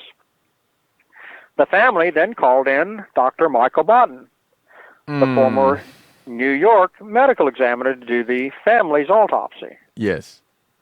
Now, we haven't seen those results, but we're told that Baden did not find heart disease with Floyd and disagrees with Andrew Baker over that issue. Right.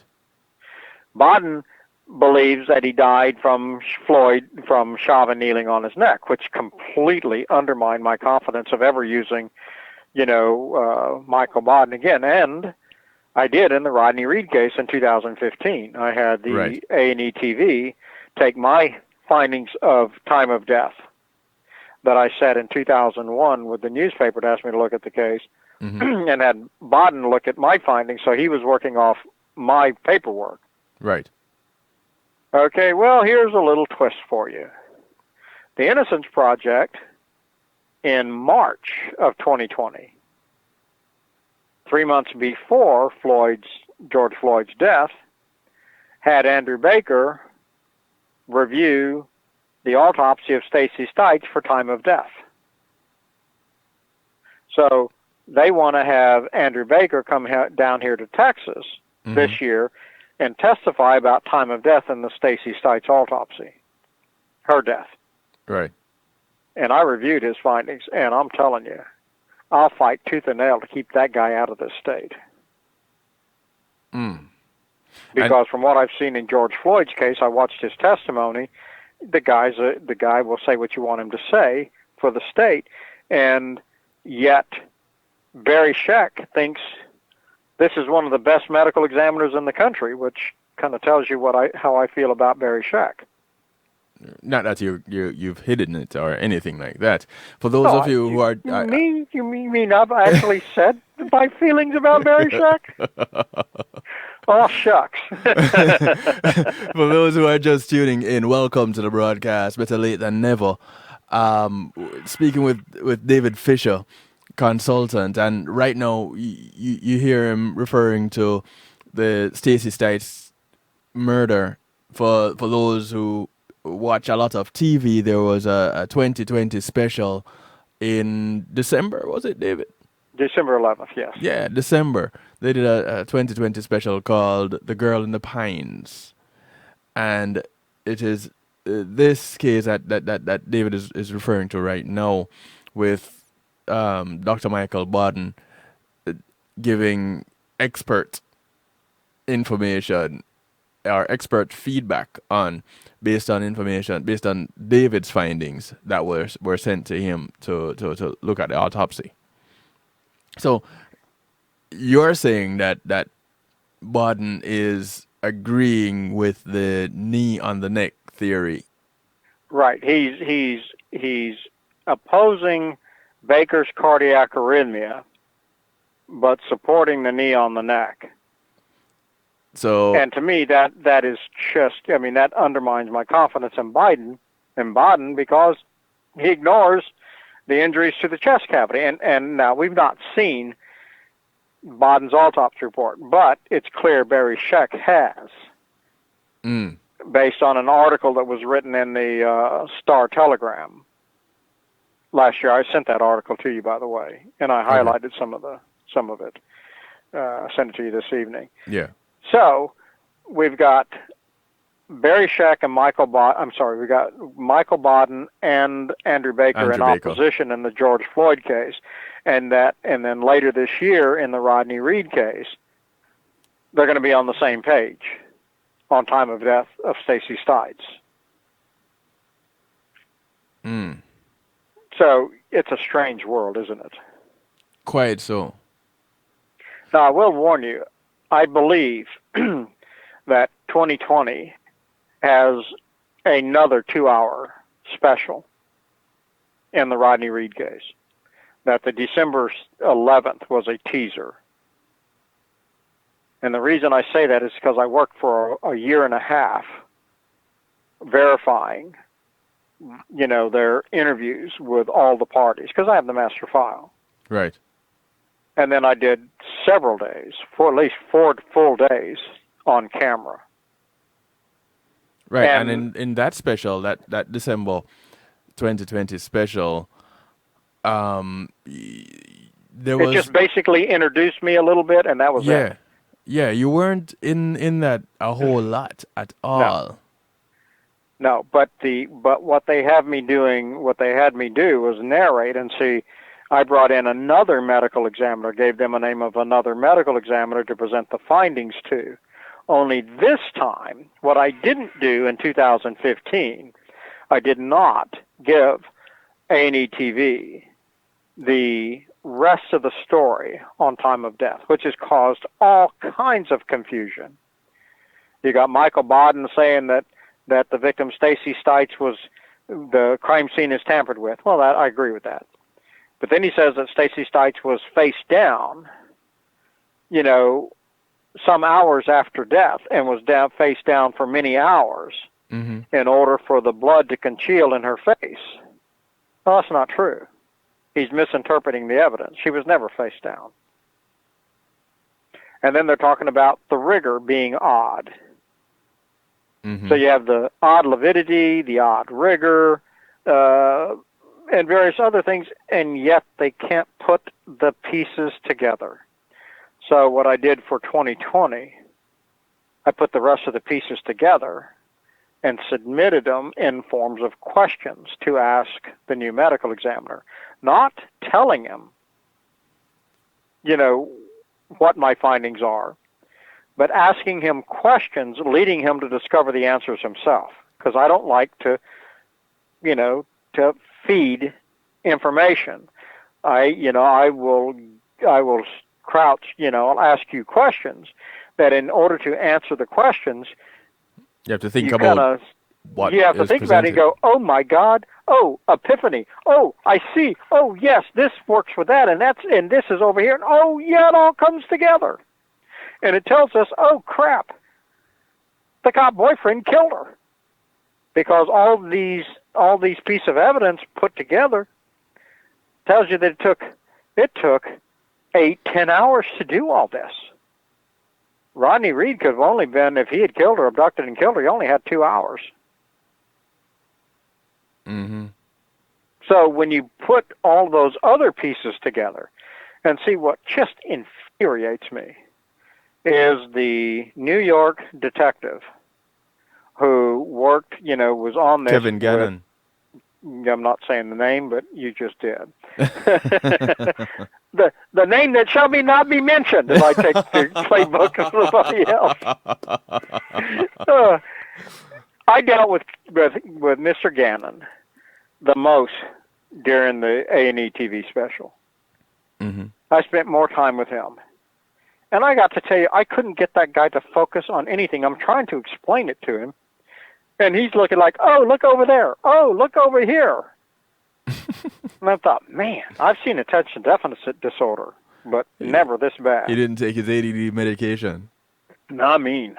And so what he's doing is he's saying, he's come back after the special, and he's done through his investigative company, they've come out with these theories. Oh, she was drowned in the bathtub, and see the burns on the left side of her face and on her left hand are next to the spigot, so it's hot water while he was drowning her because, the lungs are full of fluid. Yeah. Well, just back off a minute. Look at George Floyd's lungs. George Floyd was never drowned.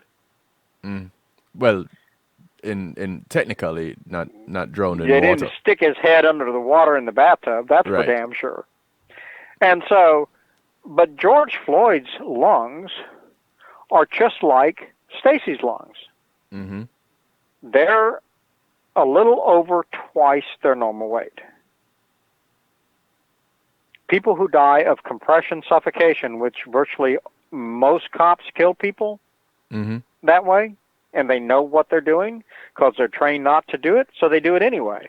And the medical examiners cover them up. And one of the obvious signs of compression suffocation are those lungs being flattened and bruised and filled with fluids, but they can only get up to about twice their weight before the fluids start, the internal pressure, the osmotic pressure gets to the point that it starts forcing the fluids out down the bronchial tree, through the esophagus, into the mouth and nose, and then they drain out. Right. So they get to about, twice their capacity, and if they stay at room temperature much longer, you're going to start seeing the fluids start running out. So Stacy Stites' lungs are about the same weight as George Floyd, because she died the same way. She died with her cop boyfriend on her back, suffocating her. And all the evidence is there. All of it. That's how he killed her. The ligature marks on her neck are post-mortem. Right. That was done after the fact. Yes. And you see this because you have the cop boyfriend in his statement saying, "Oh, well, we took a shower together, and then we got out, we got partially dressed, and then we got on the bed, and I gave her a back rub." Well, see, he's accounting for the bruises on her back from when he suffocated her. I mean, you can see it's so obvious what he's doing. And then you go, well, wait a minute. So why did you take a shower and then get out and get partially dressed? And then get on the bed and give her a massage, and then she falls asleep and you go watch TV? Because if I run the calendar right, this is your anniversary night. Yeah, you shouldn't have gotten dressed at all. Y'all were going to go out. At least that's what she thought when she let you get on her back to give her a back rub when you smothered her. So, and she's got the bruises on her skull where he's balancing himself with one hand on the side of her head. So he's got the 5 fingers from his grip that bruise her skull, and she's struggling. She's a big girl. She's in all of her sports, so she's a strong girl. And he loses his balance, and he turns his hand about a quarter of a turn, so it moves his fingers over about an inch all the way around. So you have a perfect semicircle of 10 individual bruises.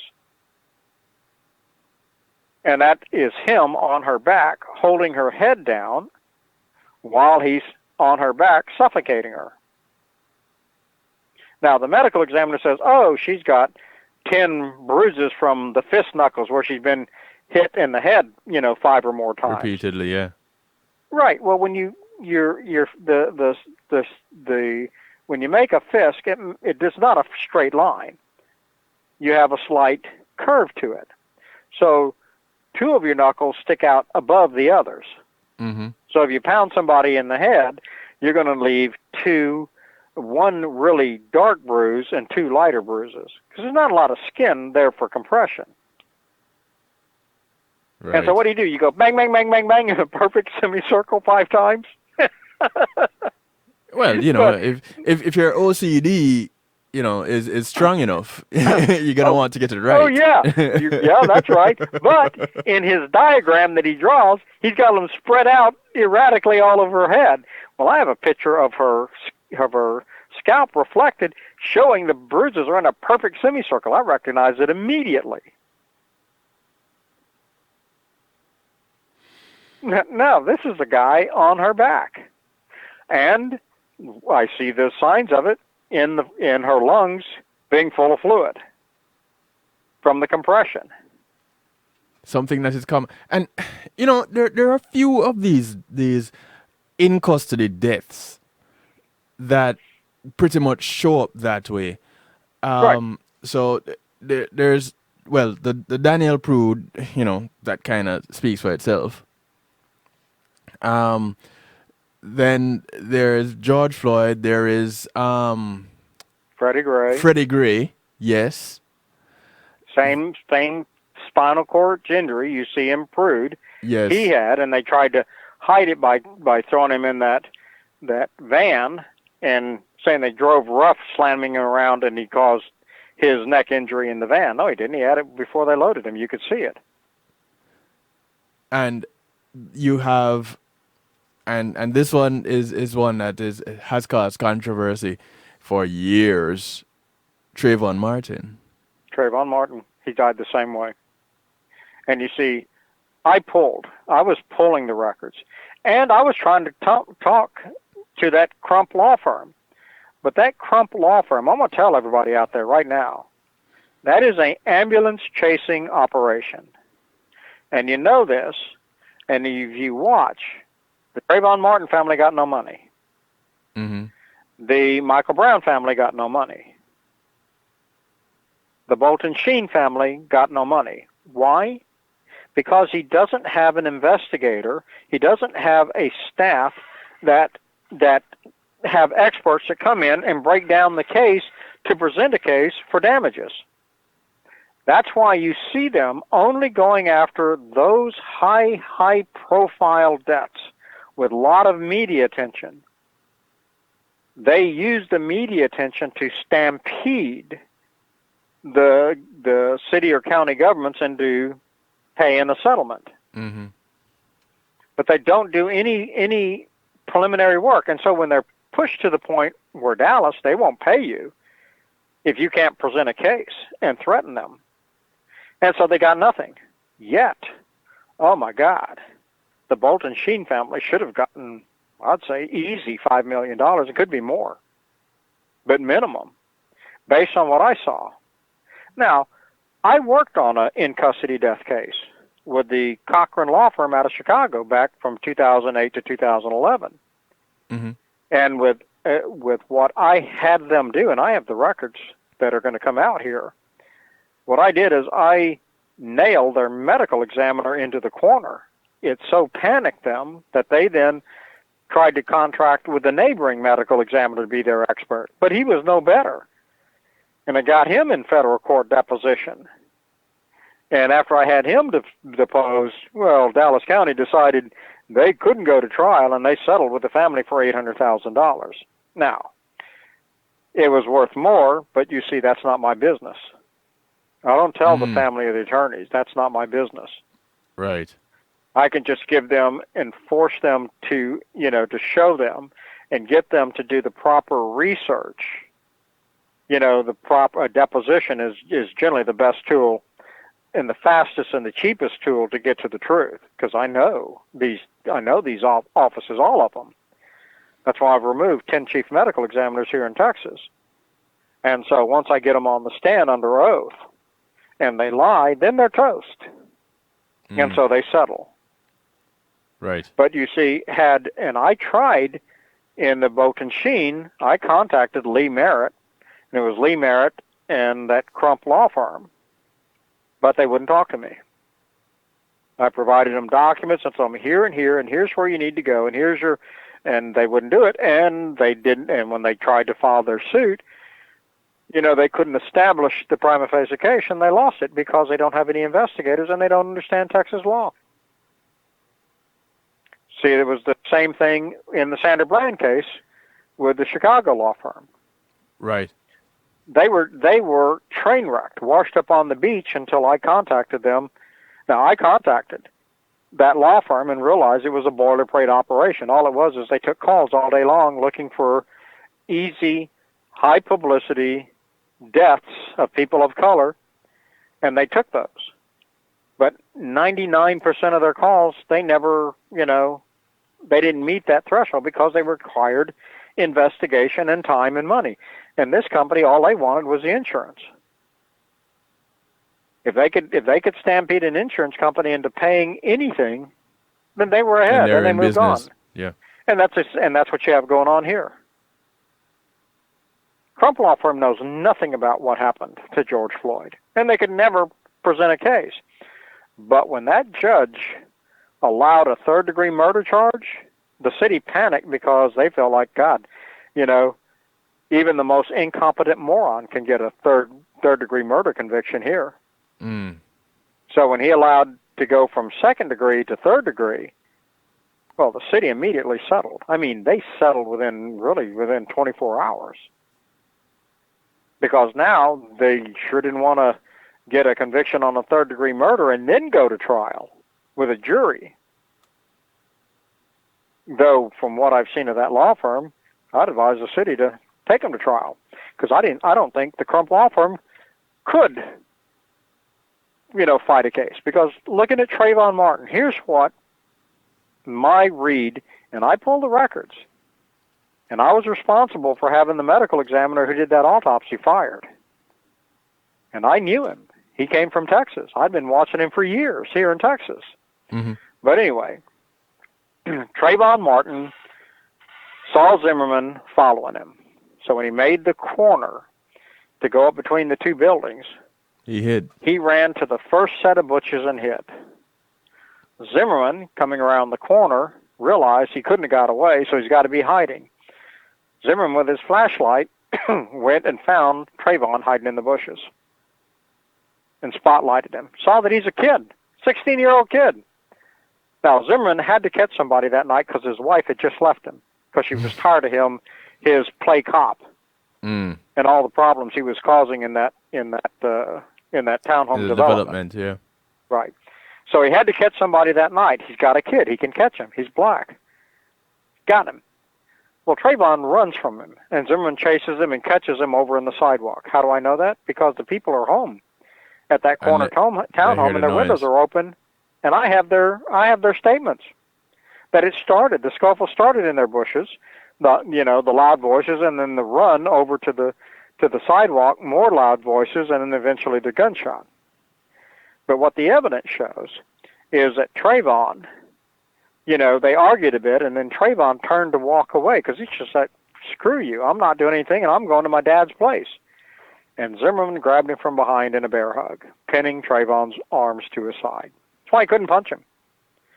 So it left Trayvon the only defense that he had. He put his chin to his chest and head-butted the crap out of George Zimmerman's face. Broke his nose. Almost knocked him out. So Zimmerman goes down on his tailbone, still holding on to Trayvon, and rolls back on his back while Trayvon is still headbutting him.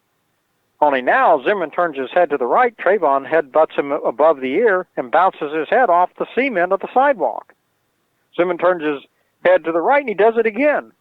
So after the second time, Zimmerman rolls over on top of him and he's got him in the chest, in the bear hug. Bear hug. And now he's on his back with the bear hug. As soon as Trayvon exhales, it's over. It's George Floyd all over again. All the air is squeezed out of him, and he kills him, suffocates him. Once Trayvon goes limp, and Zimmerman lets go, he realizes, oh crap, I've killed him. So he rolls Trayvon over, takes his gun, and shoots him in the chest. How do we know that?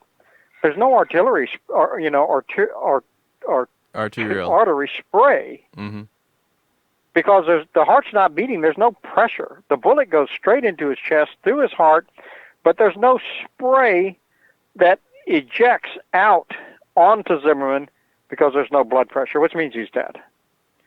And when I see the autopsy, Trayvon's brain is compressed against the outer regions of the skull, which is what happens with compression suffocation.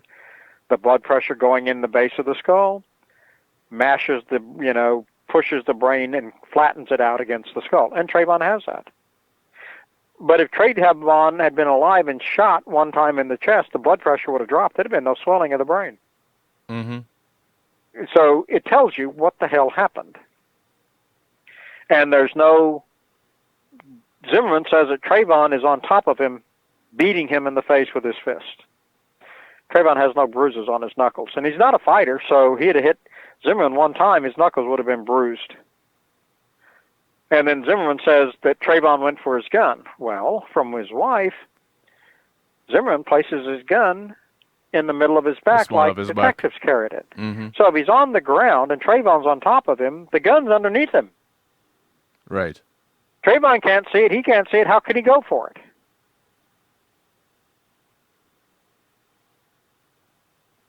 And then the killer, just like in the George Floyd testimony, they have the state, cross-examines the detective, and the defense cross-examines him.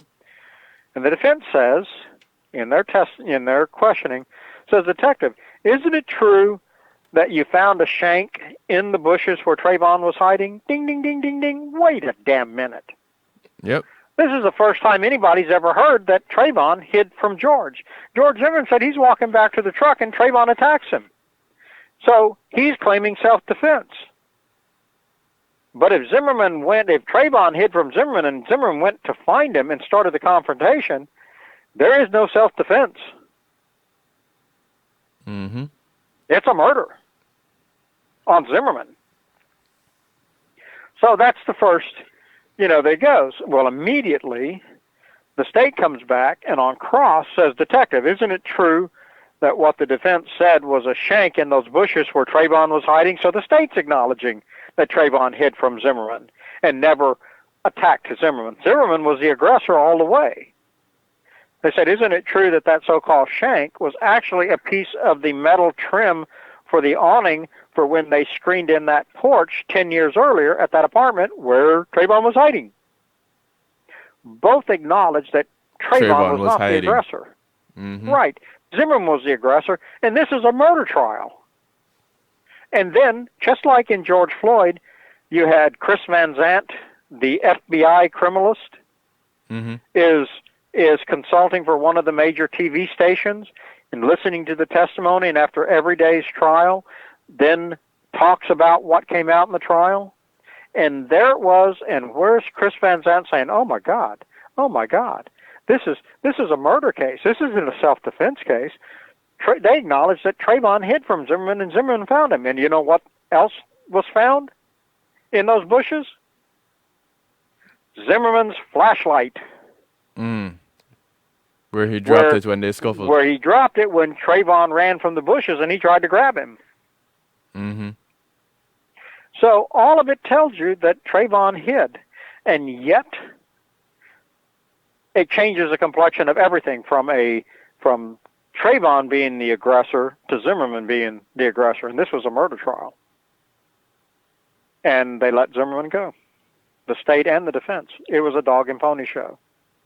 So, and so, it is not unusual, basically, if you're paying attention to what has been happening, it is not unusual for these two sides to work together.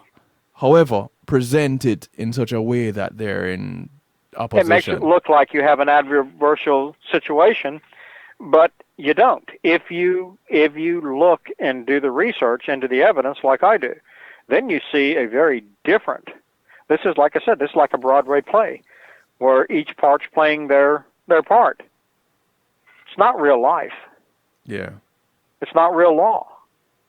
And now it didn't surprise me in Florida because Florida has a very similar criminal justice system as Texas where the medical examiners play games. And I know I've removed about 4 Florida medical examiners from Texas that came to Texas and tried to pull the crap they did there here. So I'm familiar with the Florida system. So, as we wrap up, Dave, you're going back to where we started, this Derek Chauvin trial. Jury is out for deliberations. Basically, you're saying hung jury. I'm saying hung jury on the 2 murder charges and a possible conviction on the manslaughter. Okay, let's wait for it. But Chauvin will appeal the manslaughter, and the appellate courts will overturn that conviction because of the gaming of the evidence.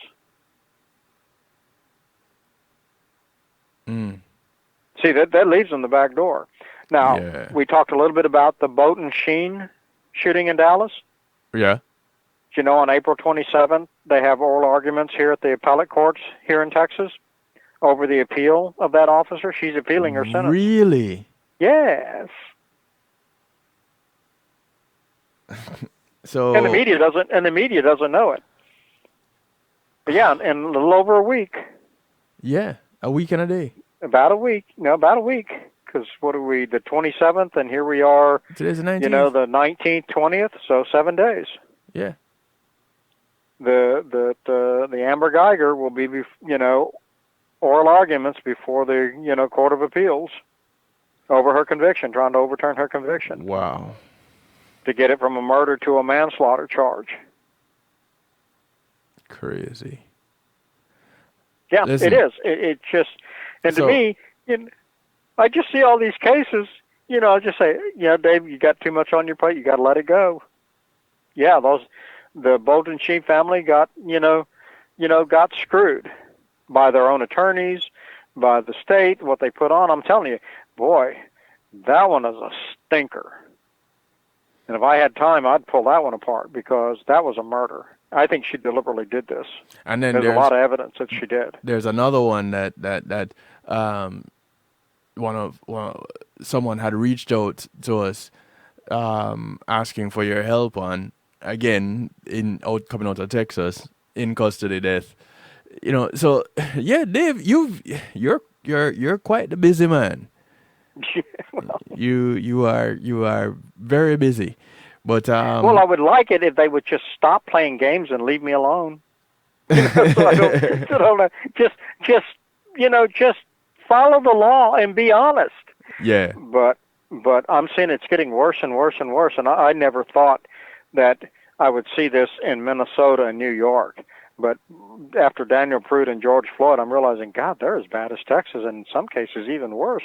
And I never would have thought that. But yeah, they're. Whew. Well, you know, we can't leave out Oklahoma. Well, Oklahoma is that's why they call them Okies. I mean, they're a world to themselves. But you're right. Yeah. And in fact, I had a relative, you know, that was in the news a week or so ago. Right. In Oklahoma, yeah, school teacher, she pulled a gun on a student Mm-hmm. who was beating up her son. He was a student who's over 18. It wasn't at school. It was at business, and he and his friends were attacking her 16-year-old son, and she went up there and told them to stop, and they wouldn't stop, so she pulled a gun. It was all on video. Boy, Dave, even when you're not involved, you're being kept busy.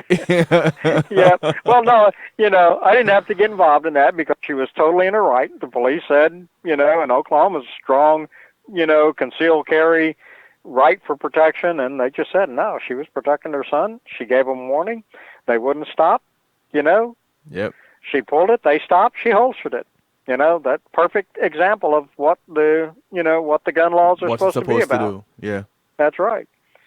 And it didn't, you know, and what would you expect from a former, you know, Texas Western Day queen at one of our Western events? So, yeah, you would expect, you know, Annie got your gun. You know? There you go. So anyway, we're taking this a little bit long, but yeah, now we just have to wait and see. Yeah. You know, what comes out. Now, I've spread some of my findings to the media up there.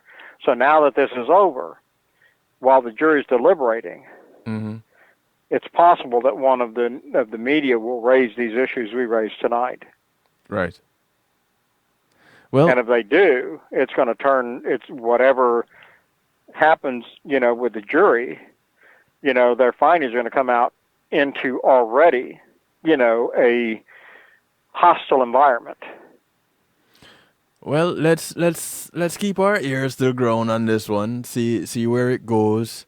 You know, we've definitely put some of the information out there that has been overlooked. And just to fill in one little piece, since you have a lot of Rodney Reed followers and listeners, yes, so that they know that the hearing that was scheduled for May 17th has been pushed back.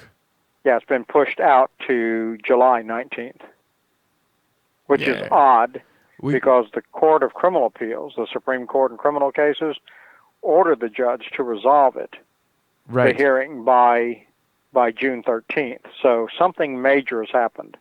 So we are gonna have to end up talking again as we look into what could possibly cause this pushback with this date. But we're not done with Rodney Reed yet. We're not done with Rodney Reed. We're not we've done got with Julius and we're Jones. not finished with George Floyd We're yet. not done with George come next Floyd. week. Daniel Prude. Sandra Bland. Yeah, but Sandra Bland's coming back. Yeah, we're and not then done. we'll have to look at the Austin George Floyd case, the Rodney Paul Wickware. Yes, definitely have to look at that one. No, that one's a doozy too. All right, that one's a doozy. So anyway, let's call it a night and let the doozies lay for a while. That's right. Or let sleeping dogs lie for a little while longer. Just a little bit. Just a little bit. Dave, good talking to you tonight, Kevin. Thank you again. Thank you for the great introduction, and thank your listeners for taking the time to listen to an old Texan rant and rave. Hey, listen. They have a choice. Either you listen or you don't listen. That's what it boils down to. So thank you those who did listen. Thank you for hanging out with us. Truly and appreciate I thank you too. And I'll say good night. All right, good night, bro. Take care. You too. Ladies and gentlemen, Mr. David Fisher. Again, everything wrapped up in a nice little bow. Nothing more to add to it. But this is what we need to do, ladies and gentlemen. We need to pay attention to the facts. We need to be looking at not just what is presented to us, but what is not presented to us. Let's listen to what is not being said. Some of the information that is overlooked. Again, I looked at the autopsy of George Floyd, and they mentioned nothing about thoracostomies. What? Why? Why not? What was the purpose of this? And you're trying to get a heart beating after someone being deprived of oxygen for so long, not even artificially being given oxygen. Why? What's the purpose? And you'd think that the more learned among us, being big lawyers presenting cases like these, would actually think of something like that or look into something like that. Well, it raises the question. Is the prosecution and the defense actually working together? They're on the same team and they're just putting on this show because it's required. What's up? Any which way we slice it, all we can do at this point is wait for the jury to come back with their deliberations and say what they have found. But until then, let's keep our ears to the ground. Let's stay safe. Let's do what we can to protect our own. This broadcast, for those of you who are just tuning in or missed it altogether, available on podcasts everywhere. Come tomorrow, it will be uploaded. So go to the Night Shift with DJ Kevin Stew. You find it everywhere. You can search for it on through your various search engines, or just search for it on your favorite podcast. Of course, the YouTube is also available. Thank you to the Reggae Global family for bringing me back to Reggae Global TV. So the Night Shift will be on Reggae Global TV on Mondays and Tuesdays. And then I'm with Reggae Global on Saturdays for the Saturday Stew. So, I'm back here tomorrow. Healthy love. Come join me. Let's talk. And take care of yourself until then. Going out with the sound of Nikki Blaze. The track is called Lost in Illusion. Y'all take care. Remember to look out for members of your community. Your community is not just the development that you live in, but it spreads far and wide. Whether you walk, ride, or drive, take the bus, the plane, the boat, or the train. The people you pass along the way, these are members of your community. Do something good for one of them today, because you never know who will do something good for you tomorrow. And now they reside Good morning, good afternoon, good day to you wherever you are in the world. From right here in South Florida, I bid you a good night. On the jail floors, my race fighting to knock down doors. Same race they stole from across the shore. My race that built this great nation, still trapped on my plantation. I see them love. Oh yes, I see them. Lost in illusion. I see them love. Oh yes, I see them. Lost in delusion. And now they reside in a state of confusion. Rwanda, Haiti, down in Darfur, Jamaica, they're crying out for murder, hunger. Why can't we come together and help one another? It only takes but one to start a revolution.